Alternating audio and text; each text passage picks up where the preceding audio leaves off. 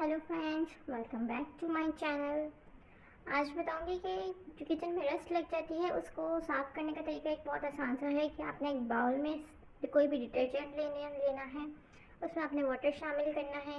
उसके बाद आपने जितनी क्वांटिटी में डिटर्जेंट लिया है उतनी क्वांटिटी में आपने विनेगर शामिल करना है। उसे मिक्स करके एक स्पंज की मदद से आपने उस जगह को रब करना है। उसे फिर वेट टॉवल से आपने साफ़ करना है। एक तो ये साफ़ भी बहुत अच्छे से हो जाएगा और दूसरा, जहाँ विनेगर की खुशबू की वजह से उसमें कोई कीड़े मकोड़े भी नहीं आएंगे। Bye bye.